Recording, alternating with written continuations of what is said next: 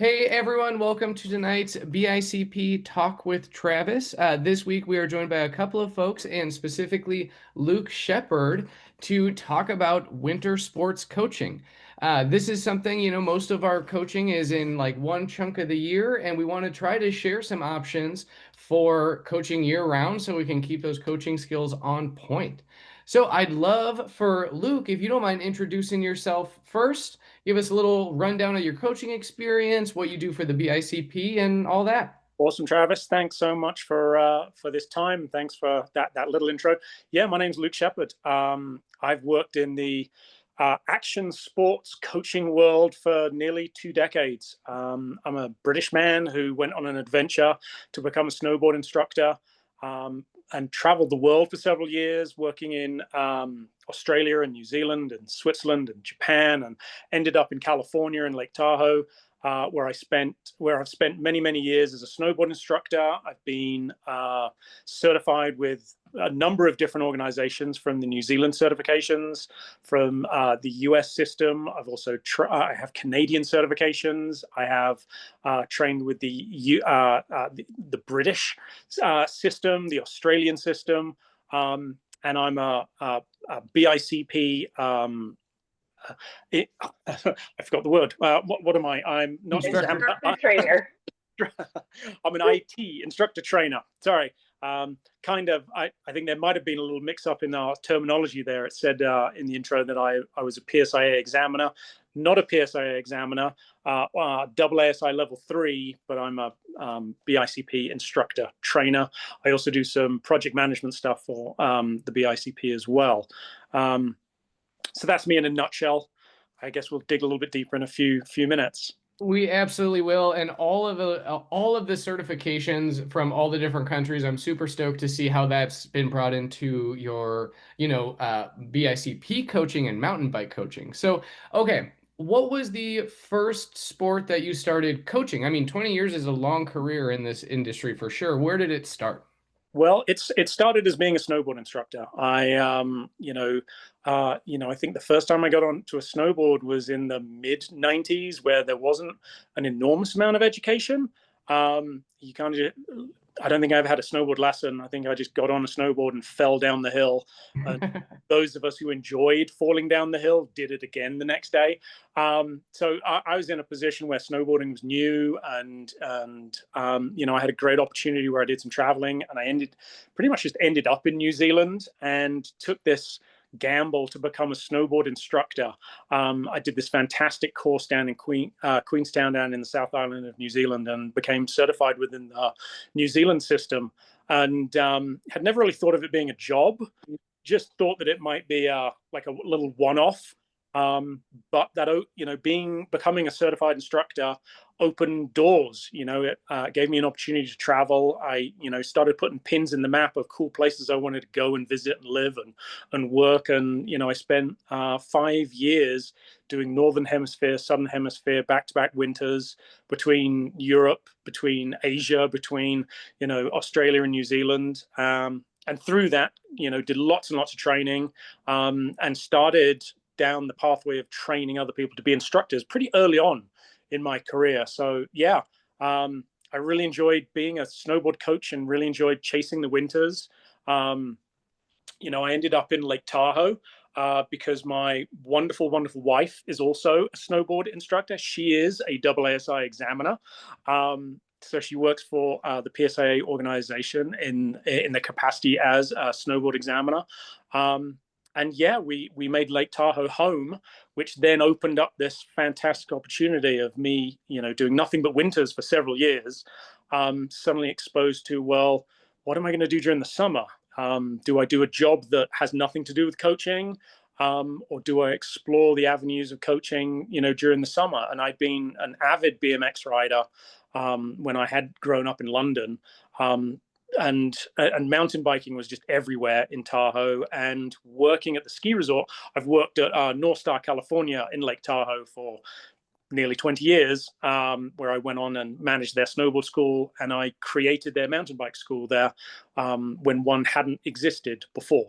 And I brought all of my snowboard coaching experience into, becoming a mountain bike coach again early on in the industry when there wasn't a lot of certifications out there. But yeah, just the passion for traveling and coaching has been sort of a driving force of my life for the last 20 years. Yeah, so you meant, I mean, that pretty awesome to just like end up in New Zealand. I don't know how that happens in someone's life, but that's I'm super happy it happened for you, Luke. And yeah, so you made the transition from all winter sports coaching. What was like what did all those years teaching snowboarding and getting comfortable with building programs in that field? What did that help you bring into mountain bike coaching when you started doing that in the summertime? It was really, really awesome to do back-to-back winters, because you are continually working on your craft and your skill, and expanding your toolbox, and being able to do that during the summer was. I know a lot of people who work in the snow sports industry who don't coach during the summer, who are really, really committed to being ski and snowboard instructors, and then they do something else during the summer. In fact, some people just kind of put their feet up and relax a lot during the summer. But for me, it was a fantastic opportunity to keep coaching. A different sport, a similar sport, and a similar environment on the mountains. Primarily, most of my mountain biking in Lake Tahoe has been lift access. So lift access downhill mountain biking. So it was just a really, really easy transition. I'm still in the same environment, using the same uplift capabilities as I do during the winter. I do pedal uphill sometimes, but I do love a good chairlift. Yeah. And one thing that I've noticed, so I in my early years of outdoor education, I was teaching, mountain biking, climbing, paddling in the summer, cross country skiing, winter camping skills, like some other stuff in the winter. And I found that now that I'm just not just a mountain bike instructor, but now that I'm only focusing on one activity, is like in the springtime, or in the US, it feels like a little bit more challenging to get back into the groove. Is that something that like you've thought about as you've now been like continuing to do year-round coaching and different activities? I think it really helped me with my certification pathway, being able to, not have 6 month gaps between coaching really made it possible for me to kind of progress through my certification levels, working through my level 1, level 2, level 3 certifications, in both mountain biking and snowboarding. So yeah, that getting back into the groove. um, there's always a certain amount of like blowing the cobwebs off, knocking the rust off a little bit at the start of every single season. But when that time period is only like a week or two, it makes that transit. It makes all of the knowledge that you've worked on, through that season, let's say, be really, really fresh in your mind, and you can then transfer it to different sports really, really easily. I think one of the things that PSA, AASI, lots and lots of certification organizations use the phrasing "teaching for transfer." I'm sure you've probably heard about it. Like, we don't coach in a bubble. We're coaching people who have done other sports and other activities before, and if we have ways that we can relate other physical activities to mountain biking, then people are going to sort of resonate with whatever skills and movements you're trying to present to people. And keeping up to date with those skills and drills, they really can be used in all sports. Yeah, nice.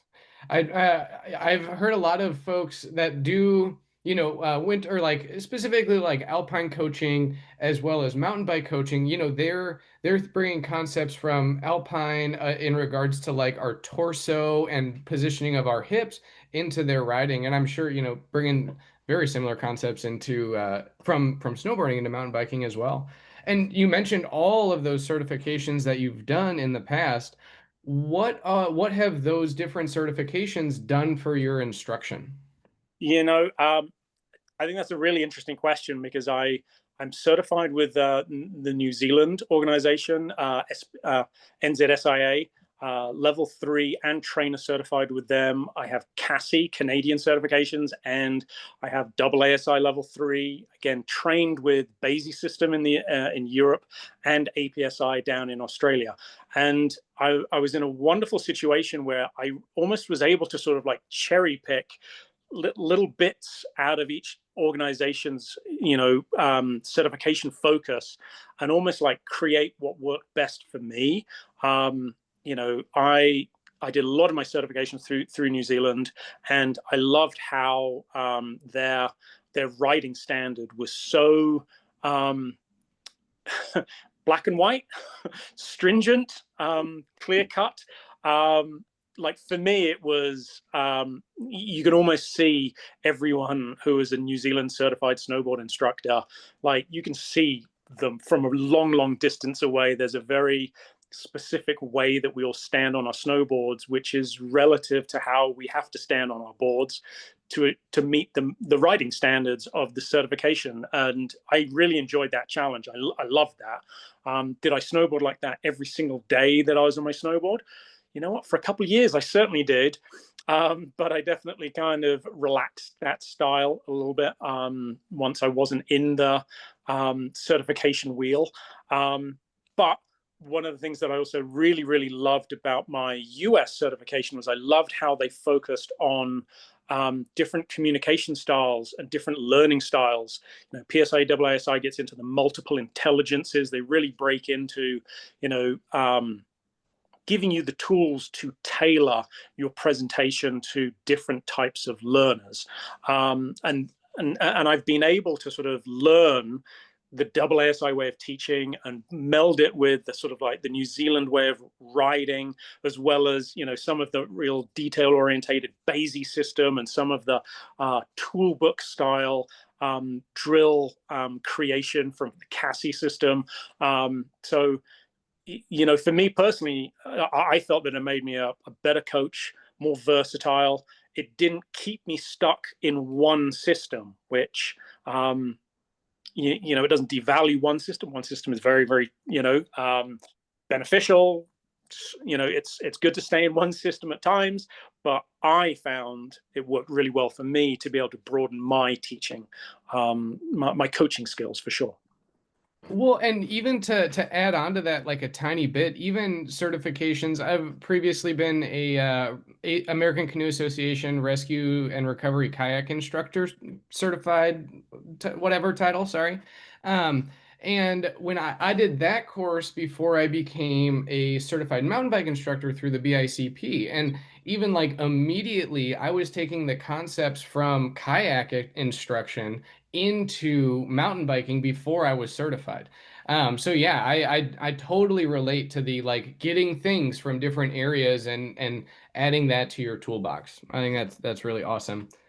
And so are there any specific, so you mentioned like taking learning styles. Are there any specific like skill development things that have transferred between snowboarding and mountain bike instruction or vice versa? Yeah, like I was definitely thinking about some of the things that I very specifically took out of my AASI certification, PSA AASI certification, was that focus on teaching kids. When I first started as an instructor, one of my goals was to teach other people how to be instructors. So I definitely had a real focus on teaching adults. And I think that I think it really resonated with my learning style. I really wanted to have lots and lots of details.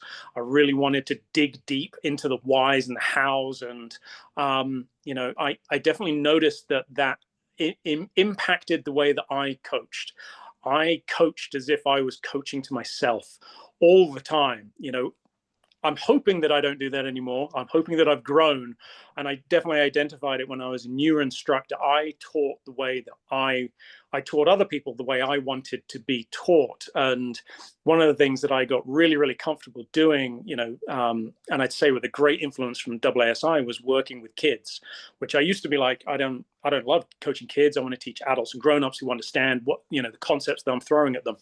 But I really, stretched my comfort level and found a whole avenue of new skills, teaching children, figuring out how to create, games and environments that were, different to how I had learned how to do anything, actually, not just snowboard and mountain bike, but this sort of like game creation, which AASI and PSA really focuses on. Travis, I was telling you a story about it the other day about, the example of this game, how I had always thought of a game as having very clear parameters. This is the field that we're going to play in. These are the rules. These are the teams. This is how you win. This is how you achieve the goal of the game. And teaching kids, I have this very vivid memory of trying to experiment with teaching kids and doing just some word association games with kids, drawing information out of kids. What do they like to do? Helping, really almost having them lead the development of the game creation. So I was almost like along for the ride.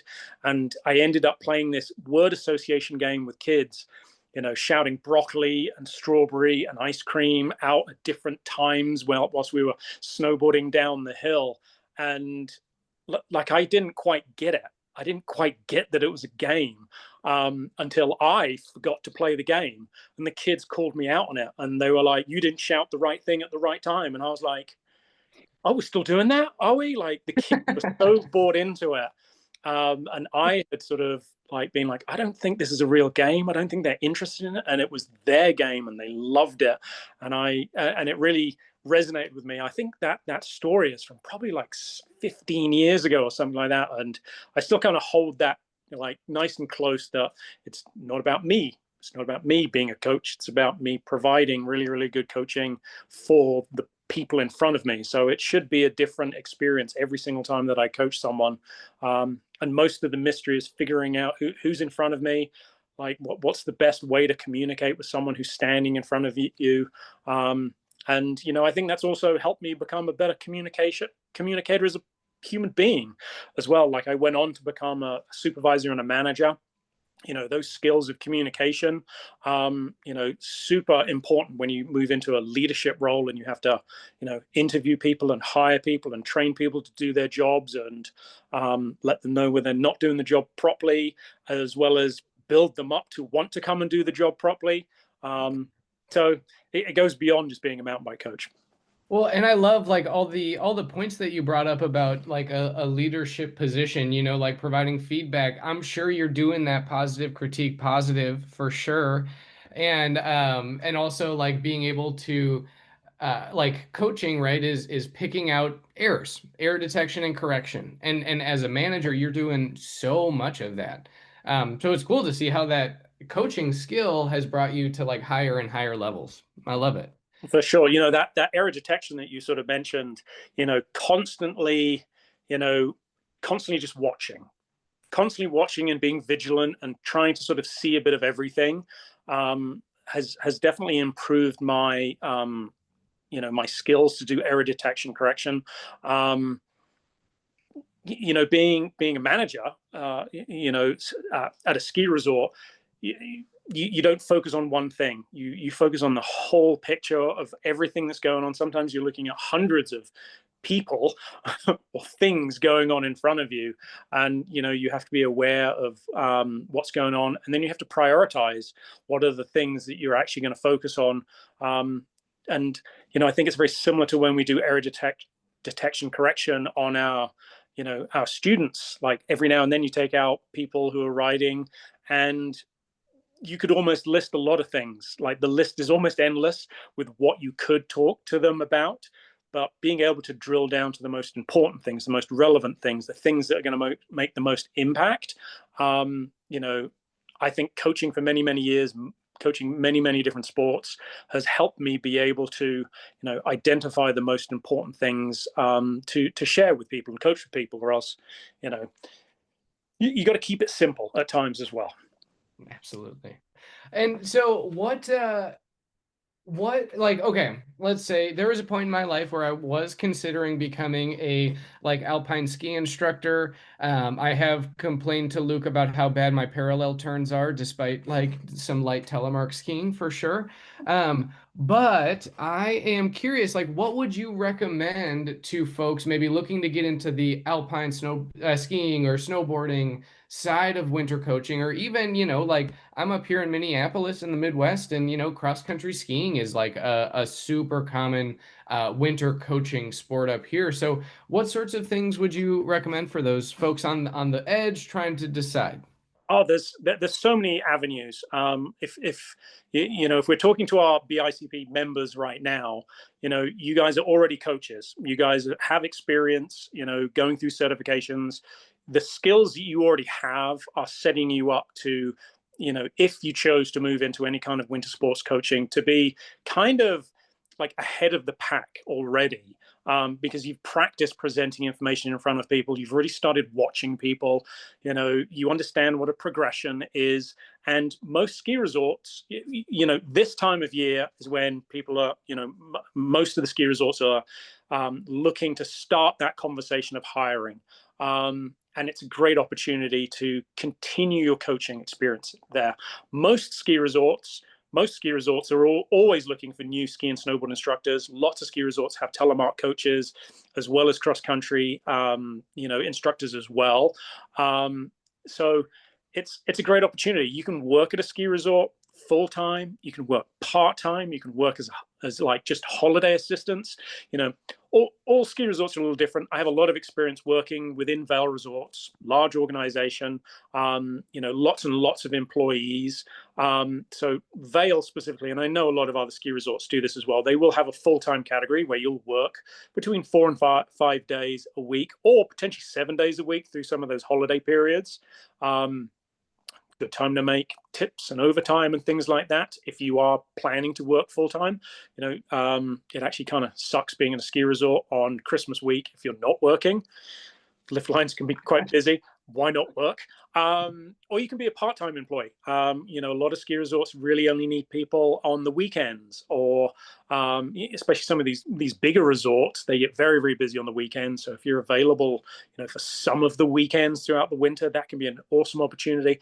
And then there are some ski resorts that will offer holiday help, where you're really just available for the Christmas break, MLK, maybe some spring breaks, that sort of stuff. So there's a lot of different options for working at ski resorts. And one of the benefits is you get to keep coaching and you get a lot of training. Again, working for some of the bigger ski resorts, there will be some really, really highly qualified and experienced instructors there and examiners, at these resorts, that will be in charge of providing training for you. You don't have to be an expert skier or a snowboarder or a telemarker or cross country. You can, most ski resorts will give you a significant amount of training on just how to ski and snowboard, or do whatever sport you want to do at a ski resort. And through that process, they will also be giving you the progressions to teach beginners. If you've never worked as a ski or snowboard instructor before, be aware that you will be teaching beginners for pretty much most of the winter, which is fantastic. That's really, you practice, the fundamental skills, the essential skills every single day, when you're teaching first timers how to ski and how to snowboard. And again, you're practicing your communication skills. And then there's opportunities to get certified. So, like I've sort of outlined, I've been certified with multiple organizations, multiple sports. Being certified with BICP and PSIA, fantastic. Like, the more the merrier. Going through the process of being certified, going through the actual certification process is a great way to check that you understand what you've what's been presented to you for that whole winter. So a fantastic opportunity. Use your skills as a manager at a ski resort. People who put in applications, made the phone call, showed up to the hiring clinic or something like that, the hiring fair. If you show up and you say, I've worked as a mountain bike coach you're already probably on the top of the pile as someone who is quite desirable to be offered a job at a ski resort. So it's a super fun job. It's a little colder, but it's plenty of hot chocolate. Um, And that's you. So you mentioned, opportunity, like lots of training opportunities for certification. One of the questions that I've had, like getting into to new sports and stuff, like I want to do it in a financially sustainable way for me. So are there opportunities within big resorts, small resorts to have like certifications paid for, comped, or anything like that? you know what, the ski industry is pretty big, and some of these larger resorts, when you look at Vail resorts, the Epic Passes, just some of these large resorts, they have some pretty deep pockets, and they really do encourage you to get certified. I can't talk too much about some of those smaller mom and pop ski resorts. They may not have the ability to sort of assist you with certification costs or anything like that, but historically, some of these larger resorts do have programs set up where they will reimburse you for your certification. So, a great opportunity. If you're going to apply, if you're interested in reaching out to your local resort, or you're interested in traveling to go and live somewhere, have that in mind. Have that as a question. Like, do you provide training? Would be obviously a very, very important question. Well, first of all, do you have any jobs? Do you provide and ask the question, do you provide any kind of assistance or reimbursements for certifications? And again, that would probably highlight you as someone who has done their homework before applying for a job at a ski resort, because some ski resorts can offer that, not all of them can, but you may want to just factor that into your decision making about where you may or may not want to work this winter.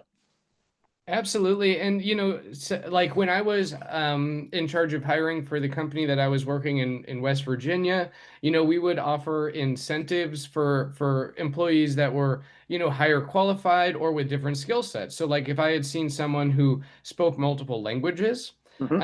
and they could accommodate a wider range of clients, like I would give them a little bit extra, just because of those skills. And you mentioned working with kids earlier. It's like if I see like an elementary school teacher who wants to also teach mountain biking, I'm like, yes, Yeah. sweet. Let's make that happen for sure. Oh, Um, the ski industry revolves around families and children. So if you are in any way comfortable around kids and playing games and having a good time, and you want to use those coaching skills you already have, you would be a top hire for anyone at a ski resort. I like teaching kids, and I have coaching experience. You're hired. Done. And I am going to plug our November talk with Travis right now because I have recently started work as a special education teacher at an elementary school, and I'm in my graduate program for that. And so I'm going to do an additional, we did a talks with Travis about working with kids like early on, like 2 or 3 years ago. So I'm going to do some updates coming up in November. I just wanted to put that out there, which I'm super excited about because I have learned insane amounts since then, and I'm excited to share that information. But Luke, that was awesome. I mean, it's great to hear the decades about the decades that you've been in the coaching industry, as well as like your experience and how coaching in all these different places, as well as sport categories, has like turned you into this instructor that you are. And you guys, for everyone watching after the fact or joining the call, like I've gotten to watch Luke coach and it is awesome. Like to go in depth and talk about like nerdy body movements. There's like it's a short list of people that like can bring quality conversation to that besides Luke. So yeah, really, I, really awesome. I appreciate So that, Travis. Also, I can switch that on and off. awesome. Well, Luke, is there anything else that you'd like to add before we wrap things up for the night? I think we've sort of delved into everything. Hopefully, people find this information useful. reach out to us if you have any other questions, Travis or myself. And, it would be cool to see and hear stories of everyone saying, hey, you know what, I'm continuing my coaching career, whether that's in the snow sports industry or not. Winter is coming. It's not that far off, but like, let's hear about you guys being climbing coaches and kayaking coaches and whitewater raft guides and archery, and like the list goes on and on.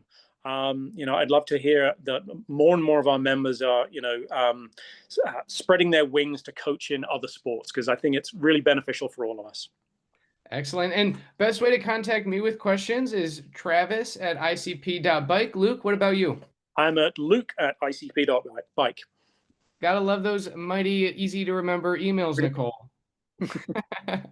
Awesome, everyone. Well, I hope you have a great night and hope to hear some fun questions from you. Bye, everyone. Bye.